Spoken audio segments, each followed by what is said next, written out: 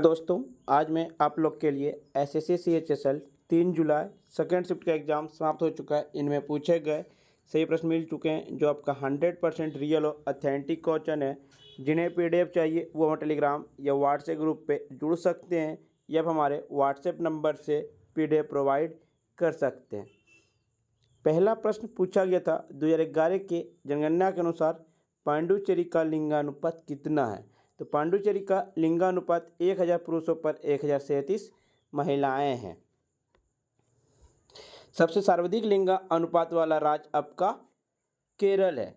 1000 पुरुषों पर 1000 पुरुषों पर 1084 महिलाएं हैं। केंद्र शासित प्रदेश में लिंगानुपात कितना है। तो लक्षद्वीप का लिंगानुपात 946 है। 2001 में लक्षद्वीप में महिला लिंगानुपात 1000 पुरुषों पर 948 था। तो ये 11 की जनगणना के अनुसार लक्षद्वीप की साक्षरता दर 91.8% था।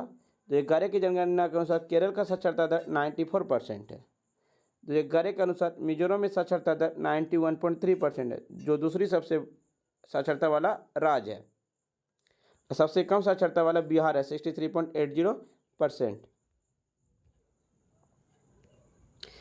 किस ग्रह को लाल ग्रह कहा जाता है। तो मंगल ग्रह को लाल ग्रह कहा जाता है क्योंकि मंगल ग्रह की मिट्टी में मौजूद लोहे के खनिजों में ऑक्सीकरण या जंग लगा जाता है, जिससे मिट्टी को और वातावरण लाल रंग की दिखाई देती है। पृथ्वी की कक्षा के बाहर पहला ग्रह मंगल ग्रह है। मंगल के दो छोटे प्राकृतिक उपग्रह हैं, फिमोस और डिमोस।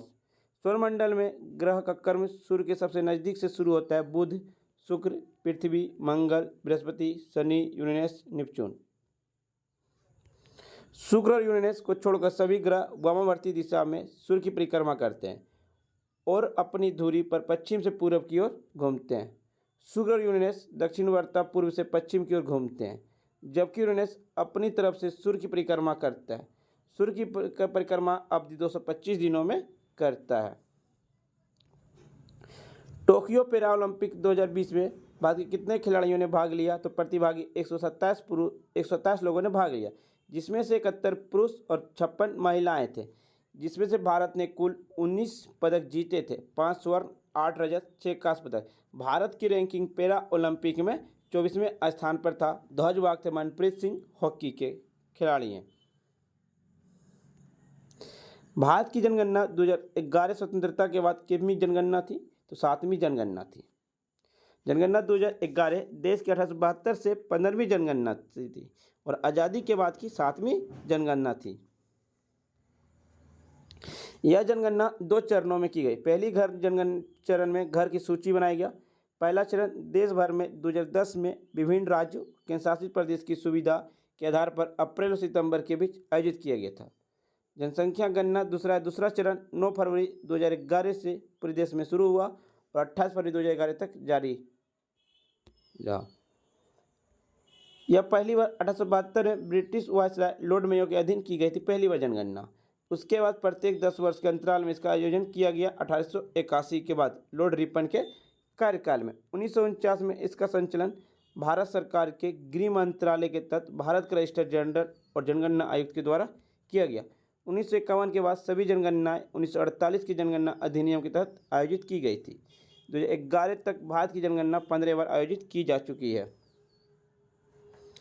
किस नदी को बिहार का शोक नदी कहा जाता है। तो कोसी नदी को बिहार का शोक नदी कहा जाता है।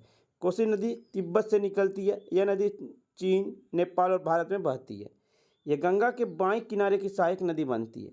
यह नदी बिहार में बाढ़ का कारण बनती है, इसलिए इसे बिहार का शोक कहा जाता है। गोमती नदी का उद्गम गोमत ताल से हुआ। यमुना नदी यमुनोत्री ग्लेशियर से निकलती है। चंबल नदी बिंद की पहाड़ी से निकलती है। गंगा की बाईं ओर से सहायक नदियां रामगंगा, घाघरा, काली या शारदा, गंडक, कोसी। गंगा के दाहिनी किनारे की सहायक नदियां यमुना और सोन। बंगाल की शोक है दामोदर नदी। उड़ीसा का शोक है महानदी।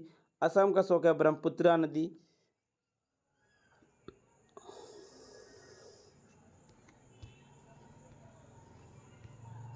हाल ही में फास्टर नाम से एक सॉफ्टवेयर किसने लॉन्च किया। तो भारत के मुख्य न्यायाधीश एन वी रमन्ना, जो भारत के 48वें मुख्य न्यायाधीश थे।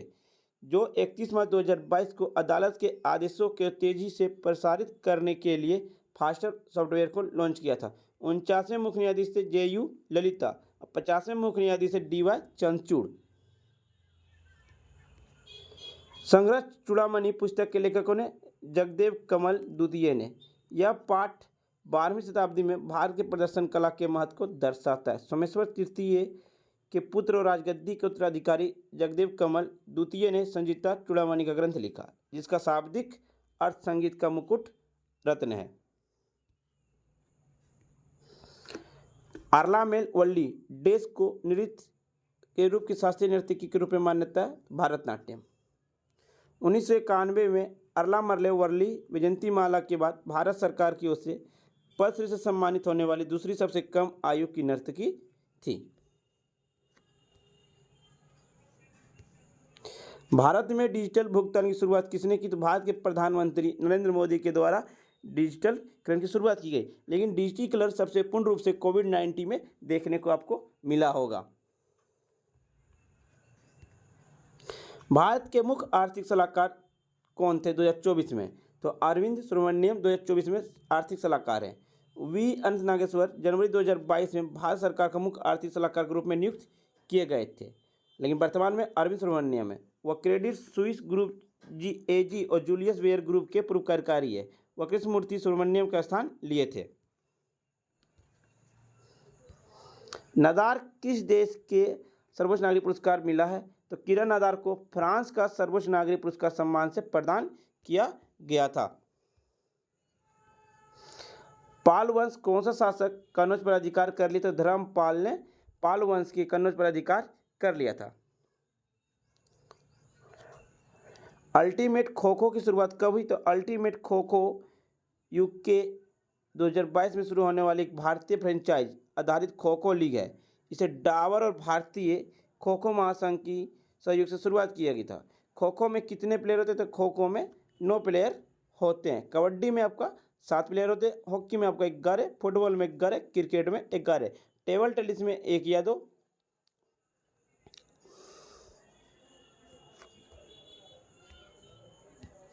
विपत्ति चिन्ह सत्यम का संबंध निम्नलिखित में से किस शास्त्रीय नृत्य से है? कुचिपुड़ी नृत्य से है। भारतीय संविधान का अनुच्छेद 79 निम्नलिखित में से किसके बारे में दर्शाता है? तो संसद के बारे में दर्शाता है। आपको याद रखना सरला।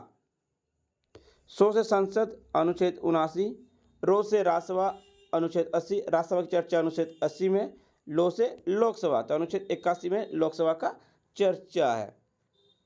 संविधान के अनुच्छेद 76 में भारत के महान्यायवादी पद का प्रावधान है। भारत का महान्यायवादी संघ कार्यकारी का एक अंग है। AG देश का सर्वोच्च कानूनी अधिकार है। अनुच्छेद 78 राष्ट्रपति को सूचना देने के संबंध में प्रधानमंत्री कर्तव्य के बारे में बताता है। अनुच्छेद 81 लोकसभा की संरचना है। अनुच्छेद 61 राष्ट्रपति का महाभियोग है। अनुच्छेद 123 राष्ट्रपति का अध्यादेश लाने की शक्ति है। राष्ट्रपति को क्षमादान करने की शक्ति अनुच्छेद 72 में। भारत का एक राष्ट्रपति हो अनुच्छेद 52। राष्ट्रपति का निर्वाचन 54।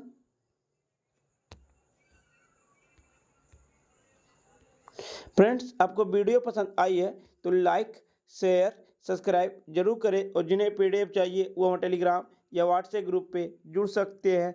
डिस्क्रिप्शन लिंक दे दिया गया है। तब तक के लिए धन्यवाद फ्रेंड्स, मिलते हैं नेक्स्ट वीडियो में। जय हिंद, जय भारत।